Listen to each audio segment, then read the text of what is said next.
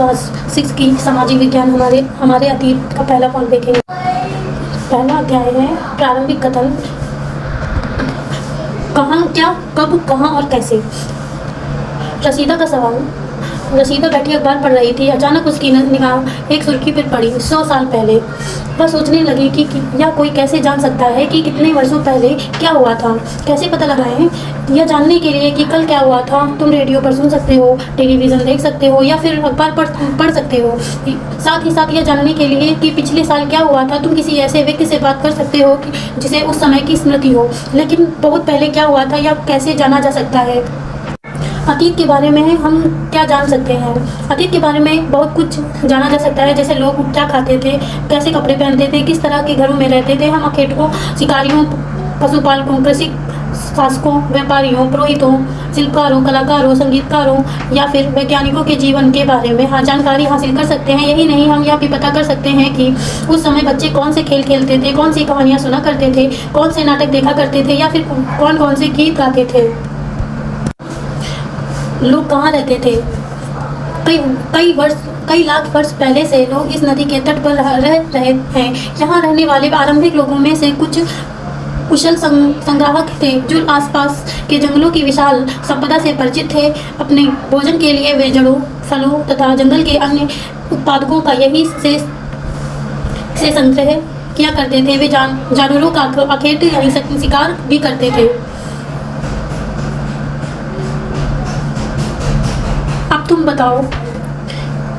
अब तुम उत्तर पश्चिम की सुलेमान और कृतक पहाड़ियों का पता लगाओ। इसी क्षेत्र में कुछ ऐसे स्थान हैं जहां लगभग 8000 वर्ष पूर्व स्त्री पुरुष ने सबसे पहले गेहूं तथा जौ जैसी फसलों को उपजाना आरंभ किया। उन्होंने भेड़, बकरी और गाय बैल जैसे पशुओं को पालतू बनाना शुरू किया। ये लोग गांव में रहते थे। उत्तर पूर्व में गौरों तथा मध्य भारत में विंध्य पहाड़ियों का पता लगाओ। ये कुछ अन्य ऐसे क्षेत्र थे जहाँ कृषि का विकास हुआ था। जहाँ सबसे पहले चावल उपजाया गया वे स्थान विंध्य के उत्तर में स्थित हैं।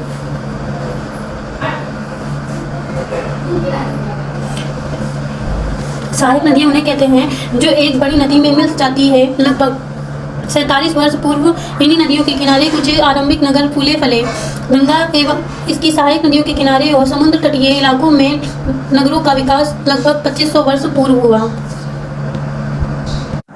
गंगा के दक्षिण में इन नदियों के आसपास का क्षेत्र प्राचीन काल में मगध, वर्तमान में बिहार में नाम से जाना जाता है। इसके शासक बहुत शक्तिशाली थे और इन्होंने एक विशाल राज्य स्थापित किया था।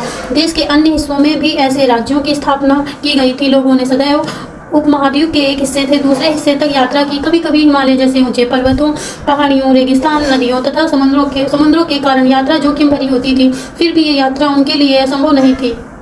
अतः कभी लोग काम की तलाश में तो कभी प्राकृतिक आपदाओं के कारण एक स्थान से दूसरे स्थान जाया करते थे। कभी कभी सेनाएं दूसरे स्थान पर विजय हासिल करने के लिए जाती थी। इसके अलावा व्यापारी कभी काफिले में तो कभी जहाजों में अपने साथ मूल्यवान वस्तुएं लेकर एक स्थान से दूसरे स्थान जाते रहते थे।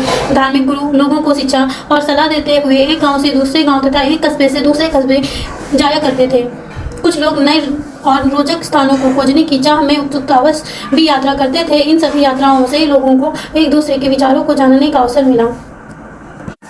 आज लोग यात्राएं क्यों करते हैं? एक, पहाड़ियाँ, पर्वत और समुद्र इस उपमहाद्वीप की प्राकृतिक सीमा का निर्माण करते हैं। हालांकि लोगों के लिए इन सीमाओं को पार करना आसान नहीं था। जिन्होंने ऐसा चाहा वे ऐसा कर सके। वे पर्वत की ऊंचाइयों को छू सके तथा गहरे समुद्रों को पार कर सके। उपमहाद्वीप के बाहर से भी कुछ लोग यहाँ आए और यहीं बस गए। लोगों के इस आवागमन से हमारी संस्कृति परंपरा को समृद्ध किया।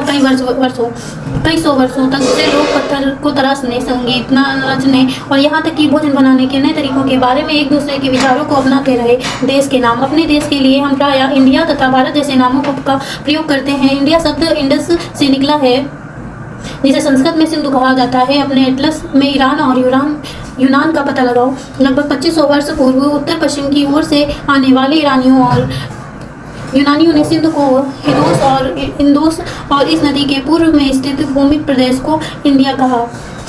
भारत नाम का प्रयोग उत्तर पश्चिम में रहने वाले लोगों के एक समूह के लिए किया जाता था। इस समूह का उल्लेख संस्कृत की आरंभिक लगभग 3500 वर्ष पुरानी कृति ऋग्वेद में भी मिलता है। बाद में इसका प्रयोग देश के लिए होने लगा।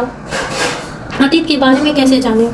अतीत की जानकारी हम कई तरह से प्राप्त कर सकते हैं। इनमें से एक तरीका अतीत में लिखी गई पुस्तकों को ढूंढना और पढ़ना है। ये पुस्तकें हाथ से लिखी होने के कारण पांडुलिपि कही जाती है। अंग्रेजी में पांडुलिपि के लिए प्रयुक्त होने वाला मैन्युस्क्रिप्ट शब्द लैटिन शब्द के मेनू, जिसका अर्थ हाथ से है, निकला है। ये पांडुलिपियाँ प्रायः ताड़पत्रों तथा हिमालय क्षेत्र में उगने वाले बुर्ज नामक पेड़ की छाल से विशेष तरीके से तैयार भोजपत्र पर लिखी जाती है। इतने वर्षों में इनमें से कई पांडुलिपियों को कीड़ों ने खा लिया तथा कुछ नष्ट कर दी गई। फिर भी ऐसी कई पांडुलिपियाँ आज भी उपलब्ध हैं। प्रायः से पांडुलिपियाँ मंदिरों और विहारों में प्राप्त होती हैं। इन पुस्तकों में धार्मिक मान्यताओं, व्यवहारों, राजाओं के जीवन, औषधियों तथा विज्ञान आदि सभी प्रकार के विषयों की चर्चा मिलती है। इनके अतिरिक्त हमारे यहाँ महान काव्य, कविताएं तथा नाटक भी हैं। इनमें से कई संस्कृत में लिखे हुए मिलते हैं, जबकि अन्य प्राकृत और तमिल में है। प्राकृत भाषा का प्रयोग आम लोग करते थे। हम अभिलेखों का भी अध्ययन कर सकते हैं। ऐसे लेख पत्थर अथवा धातु जैसी अपेक्षाकृत कठोर सतहों पर उत्कीर्ण किए गए मिलते हैं। कभी कभी शासक अथवा अन्य लोग अपने आदेशों को इस तरह उत्कीर्ण करवाते थे ताकि लोग उन्हें देख सकें, पढ़ सकें तथा उनका पालन कर सके। कुछ अन्य प्रकार के अभिलेख भी मिलते हैं, जिसमें राजाओं तथा रानियों सहित अन्य स्त्री पुरुषों ने भी अपने कार्यों के विवरण उत्कीर्ण करवाए हैं। उदाहरण के लिए शासक लड़ाइयों में अर्जित विजयों का लेखा जोखा रखा करते थे।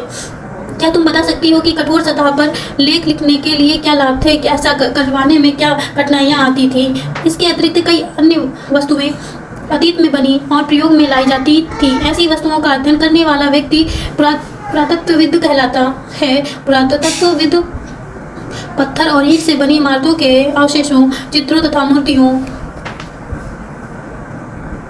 का अध्ययन करते हैं तथा वे औजारों, हथियारों, बर्तन, आभूषणों और सिक्कों की प्राप्ति के लिए छानबीन तथा खुदाई भी करते हैं। इनमें से कुछ वस्तुएं पत्थर की, पक्की मिट्टी तथा कुछ धातु की बनी हो सकती हैं। ऐसे तत्व कठोर तथा जल्दी नष्ट ना होने वाले होते हैं। पुरातत्वविद जानवरों, चिड़ियों तथा मछलियों की हड्डियां ढूंढते हैं। इससे उन्हें यह जानने में मदद मिलती है कि अतीत में लोग क्या खाते थे। वनस्पति के अवशेष बहुत मुश्किल से बच पाते हैं। यदि अन्न के दाने अथवा लकड़ी के टुकड़े जल जाते हैं तो वे जले हुए रूप में बचे रहते हैं। क्या पुरातत्वविदों को बहुधा कपड़ों के अवशेष मिलते होंगे? पांडुलिपियों, अभिलेखों तथा पुरातत्व से ज्ञात जानकारियों के लिए इतिहासकार प्रायः स्रोत शब्द का प्रयोग करते हैं। इतिहासकार उन्हें कहते हैं जो अतीत का अध्ययन करते हैं।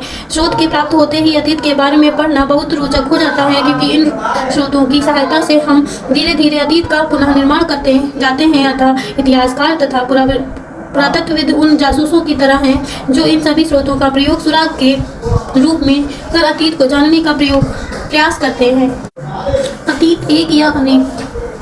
क्या तुमने इस पुस्तक के शीर्षक हमारे अतीत पर ध्यान दिया है? यहाँ अतीत शब्द का प्रयोग बहुवचन के रूप में किया गया है। ऐसा इस तथ्य की ओर ध्यान दिलाने के लिए किया गया है कि अलग अलग समूह के लोगों के लिए इस अतीत के अलग अलग मायने थे। उदाहरण के लिए पशुपालकों तथा कृषकों का जीवन राजाओं तथा रानियों के जीवन से तथा व्यापारियों का जीवन शिल्पकारों के जीवन से बहुत भिन्न था। जैसा कि हम आज भी देखते हैं, उस समय भी देश के अलग अलग हिस्सों में लोग अलग अलग व्यवहारों और रीति रिवाजों का पालन करते थे। उदाहरण के लिए आज अंडमान द्वीप के अधिकांश लोग अपना भोजन मछली पकड़कर, शिकार करके तथा फल फूल के संग्रह द्वारा प्राप्त करते हैं। इसके विपरीत शहरों में रहने वाले लोग खाद्य पूर्ति के लिए अन्य व्यक्तियों पर निर्भर करते हैं। इस तरह के भेद अतीत में भी विद्यमान थे। इसके अतिरिक्त एक अन्य तरह का भेद है, उस समय शासक अपनी विजयों का लेखा जोखा रखते थे। यही कारण है कि हम उन शासकों तथा उनके द्वारा लड़ी जाने वाली लड़ाइयों के बारे में काफ़ी कुछ जानते हैं, जबकि शिकारी, मछुआरे, संग्राहक, कृषक और अथवा पशुपालक जैसे आम आदमी प्रायः अपने कार्यों का लेखा जोखा नहीं रखते थे। पुरातत्व की सहायता से हमें उनके जीवन को जानने में मदद मिलती है। हालांकि अभी भी इसके